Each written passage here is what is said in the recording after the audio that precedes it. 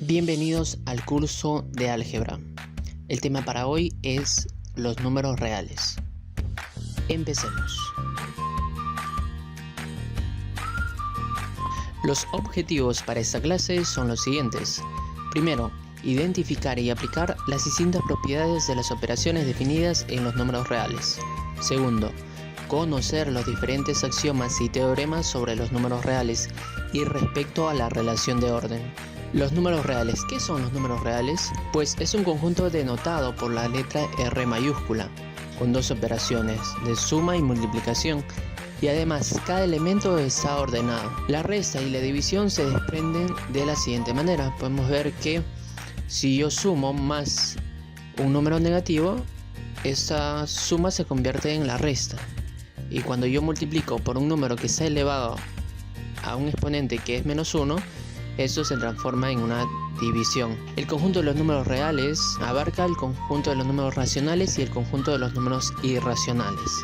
Además, el conjunto de los números reales contiene a los números enteros y esos a su vez a los números naturales.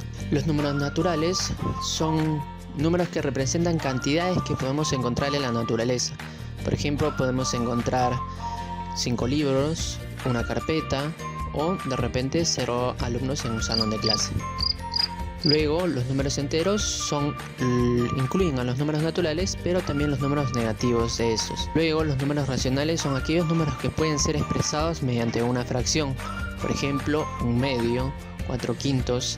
Estos números tienen dos partes, uno que se llama numerador y otro denominador. Los números irracionales son números infinitos. Estos a su vez no se pueden transformar a una fracción. Los que originaron ese conjunto de números son los de la escuela pitagórica. Estos descubrieron el número pi, resultado de dividir la longitud de una circunferencia entre su diámetro. Vieron que esa división era una constante que era 3.1415, 92 y así sucesivamente, y ese número le llamaron pi. Así como pi hay otros números como por ejemplo epsilon, que vale 2.7182, y otros números. En realidad son infinitos números irracionales que hay. Para ejemplificar esta parte vamos a ver algunos ejemplos. Vamos a clasificar cada uno de esos números de acuerdo a lo que hemos visto. El primer número es 23 sobre 13. Vemos que es una fracción, entonces vamos a decir que es un número racional. Luego tenemos a 8 entre 4, es un número racional, pero también si uno resuelve dicha división, que resulta 2, 2 es un número natural, por lo tanto podemos decir que es un número natural. Menos 9 viene a ser un número entero porque es un número negativo. Raíz cúbica de 5, si uno lo calcula ese valor mediante una calculadora, podrá ver que es un número decimal. Es un número decimal con cifras infinitas.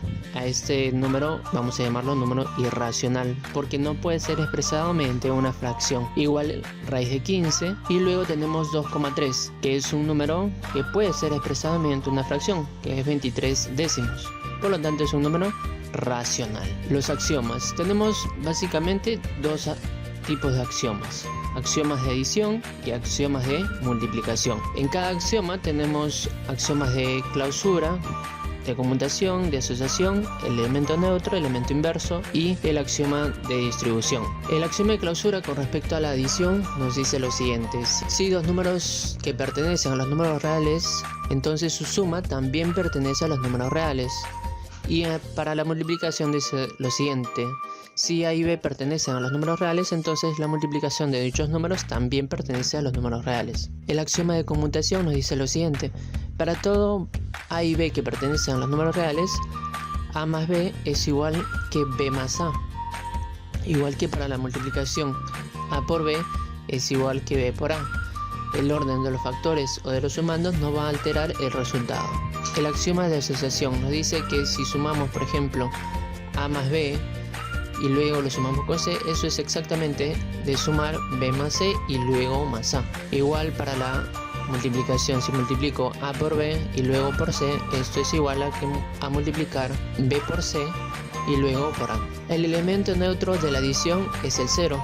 ¿Por qué? Porque al sumar 0 a cualquier número resulta el mismo número. Y luego tenemos el elemento neutro de la multiplicación. Si uno multiplica por 1 a cualquier número, resulta el mismo número, no cambia su valor. Por eso se le llama elemento neutro. El elemento inverso de la adición es el mismo número cambiado de signo. Por ejemplo, el elemento inverso de A vendría a ser menos A. ¿Por qué? Porque al sumar esos dos números resulta 0. El elemento inverso de la multiplicación sería el mismo número elevado a la menos 1. ¿Por qué? Porque al multiplicar ese número con su inverso resulta la unidad, que es el elemento neutro de la multiplicación. Por último tenemos el axioma de distribución, que nos dice que dado tres números que pertenecen a los números reales, entonces si yo sumo b más c y lo multiplico por a, eso es exactamente igual a que multiplicar a por b y sumarlo a por c. Veamos un ejemplo al respecto. En la siguiente operación nos pide hallar el inverso multiplicativo y aditivo. Entonces lo primero que vamos a hacer es sumar esto que está en el paréntesis primero. Para ello homogeneizamos las fracciones, multiplicamos por 3 en el numerador y por 13 en el denominador en esa primera fracción, y en la segunda por 2 en el numerador y por 2 en el denominador, obteniendo fracciones homogéneas. Y así lo podemos sumar fácilmente y tenemos que es 5 sextos. Luego lo multiplicamos por un quinto y cancelamos el 5 del numerador con el 5 del denominador, obteniendo un sexto. Entonces, ¿cuál será el elemento inverso multiplicativo? Será 6. ¿Por qué? Porque al multiplicar 6 por un sexto resulta 1. Y el inverso aditivo sería menos un sexto, porque al sumar menos un sexto más un sexto resulta 0. Ejemplo número 2. En este ejemplo vamos a hallar el inverso multiplicativo y aditivo de la siguiente operación: 16 elevado a la menos 2 por 4 elevado al cubo. Entonces a ambos números, 16 y 4, vamos a expresarle en una potencia en base 2. 16 lo ponemos como 2 a la cuarta y 4 como 2 al cuadrado, y tendríamos esta expresión. Ahora vemos que los exponentes están separados por un paréntesis. Por ende se van a multiplicar dichos exponentes y va a quedar esa expresión de aquí.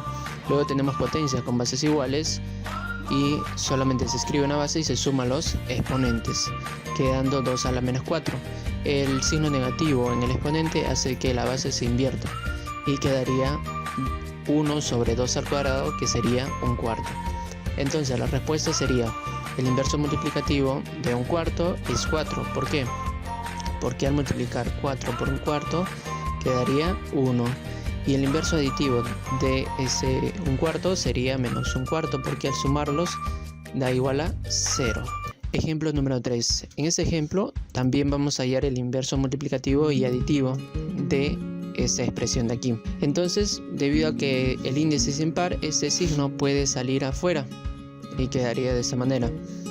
Además, el exponente se aplica para la fracción, tanto para el numerador como para el denominador, quedando 1 sobre 3 elevado a la 15. Recordar que cuando los exponentes están separados por un paréntesis se multiplican. El índice quedaría 15. Ahora, la raíz se aplica para ambos números. Raíz quinceava de 1 viene a ser 1, porque 1 por 1 por 1 por 1 15 veces es 1. Y la raíz quinceava de 3 elevado a la 15 es 3. Debido a que el exponente y el índice de la raíz coinciden, se cancela, quedando en total menos un tercio. El inverso multiplicativo de este número es menos 3. ¿Por qué? Porque al multiplicar menos 3 por menos un tercio quedaría 1. Y el inverso aditivo sería un tercio, porque al sumarlo con menos un tercio es igual a 0. Axiomas de relación de orden. En el conjunto de los números reales se cumple las siguientes propiedades: la ley de tricotomía y la ley transitiva. La ley de tricotomía nos dice que para cualesquiera de dos números que pertenecen a los números reales solamente pueden haber tres posibilidades: o bien que el primero sea menor al segundo, o que ambos sean iguales, o que el primero sea mayor al segundo. La ley transitiva dice lo siguiente: si A es menor a B y B es menor a C, entonces A también va a ser menor a C. Aquí tenemos un ejemplo que ilustra la ley de tricotomía. Nos dan un número que pertenece a los números reales y nos piden calcular cuál es el valor que puede tomar 2x al cuadrado menos 5. Entonces, basándonos en la ley de tricotomía, tenemos tres casos: o bien que x sea mayor a 0, o bien que x sea igual a 0, o bien que x sea menor a 0. Al desarrollar el primer caso, tenemos que x al cuadrado es mayor a 0, lo multiplicamos por 2 a ambos lados y quedaría 2x al cuadrado es mayor a 0, y finalmente sumamos menos 5 a ambos lados y tendríamos que 2x al cuadrado menos 5 es mayor a menos 5. Para el caso de que x sea igual a 0, elevamos al cuadrado a ambos números, x al cuadrado, 0 al cuadrado viene a ser igual a 0, y lo multiplicamos por 2 a ambos lados, quedaría 2x al cuadrado igual a 0. Luego sumamos en ambos lados menos 5 y quedaría 2x al cuadrado menos 5 es igual a menos 5. Para el tercer caso, donde x es menor a 0, tenemos que, al elevar al cuadrado este número debido a que es negativo, cambia el signo de la desigualdad, y luego multiplicamos por 2 a ambos lados, quedaría 2x al cuadrado mayor a 0, y luego sumamos menos 5 y quedaría 2x al cuadrado menos 5 es mayor a menos 5. Al intersectar esas tres soluciones, tenemos que la respuesta sería 2x al cuadrado menos 5 siempre va a ser mayor o igual a menos 5. Acá tenemos otro ejemplo, nos dice lo siguiente: que 3x menos 2 entre 5 es mayor a 7, y también 9 menos 8x es menor a 7. Por lo tanto, se puede deducir que 3x menos 2 entre 5 es mayor también a 9 menos 8x, y eso lo ponemos aquí. Luego multiplicamos a ambos lados por 5 y en la primera parte se cancela el 5. Luego se aplica la propiedad distributiva y tendríamos 45 menos 40x. Luego en ambos lados sumamos 40x más 2, no cambia el signo de la desigualdad, en un lado quedaría 43x y en el otro lado quedaría 47. Luego en ambos lados dividimos entre 43, debido a que es un número positivo no cambia el signo de la desigualdad. Finalmente quedaría que x es mayor a 47 sobre 43. Propiedades de los números reales. A partir de estos axiomas que hemos visto, se puede demostrar una serie de propiedades o teoremas que veremos a continuación. El primer teorema demuestra por qué todo número multiplicado por 0 es igual a 0. Para la demostración vamos a partir de la premisa de que a por 0 es igual a a por 0. Luego sumamos el elemento neutro y no se altera debido al axioma del elemento neutro aditivo. Luego ese 0 es igual a el número a sumado con su inverso aditivo. Luego asociamos a por 0 más a, y luego se pone que a es igual a por 1 por el elemento neutro multiplicativo, y por el axioma de distribución se puede factorizar el a debido a que se repite en ambos términos.